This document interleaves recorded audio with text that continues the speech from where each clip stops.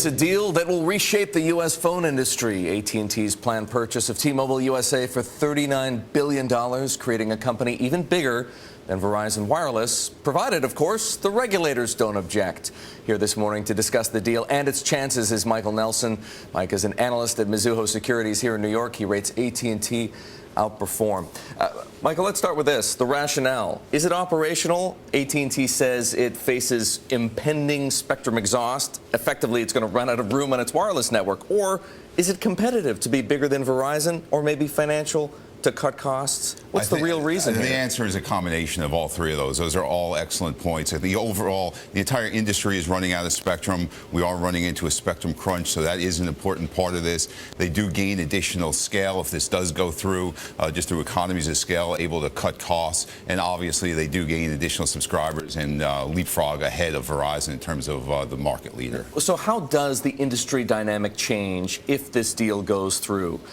Is Verizon really at a competitive disadvantage? I don't think so. Verizon actually may end up being one of the biggest winners in this deal. While AT&T will leapfrog them in terms of number of subscribers, for Verizon, it does eliminate a very aggressive competitor in T-Mobile. They do continue to take the largest number of subscribers, postpaid or contract subscribers, which are the most profitable. I don't see that dynamic changing anytime soon. How about Sprint Nextel?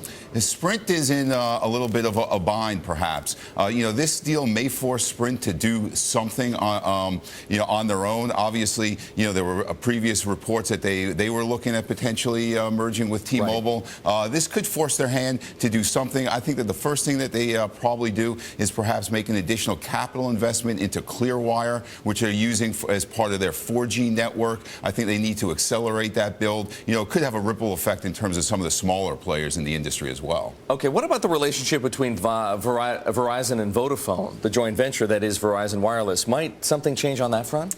We don't think that this deal is likely to change that anytime soon. I think that those companies seem to actually be working a lot closer together. Ultimately, Verizon would love to own 100% of Verizon Wireless, but we just don't see that happening. Let's talk for a moment about valuations and the financials. Sure. It's awfully expensive. Is AT&T paying too much?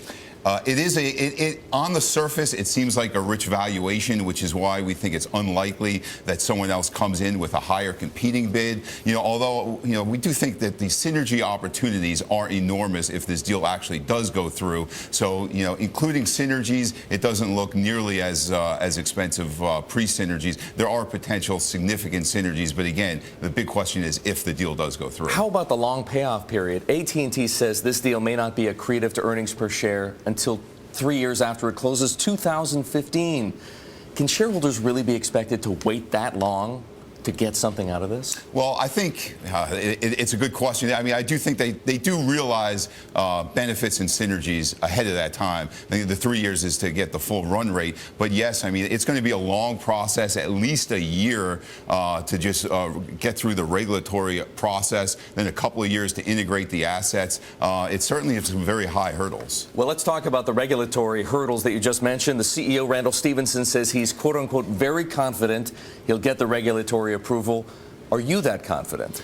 I think it's going to be a very long process again. I think that the way that the regulators are likely to look at this is market share concentration on a market-by-market basis. At the end of the day, if this deal does go through, it's likely to require significant divestitures of assets, including spectrum and subscribers in a number of markets across the country. Are they crazy, though, to have agreed to these breakup terms? If the regulators don't say yes, $3 billion to Deutsche Telekom, plus wireless spectrum that they're already running out of. Yes, it does seem like a hefty price. Again, AT&T must feel pretty confident that they're going to get this deal done. At the end of the day, they probably get it done, but not without a lot of concessions. Well, CEOs like Randall Stephenson rely on their lawyers every day, but this time perhaps more than most days. Michael, thanks very much. Michael Nelson of Mizuho here to talk about AT&T buying T-Mobile USA for $39 billion. As you just heard him say, many hurdles remain.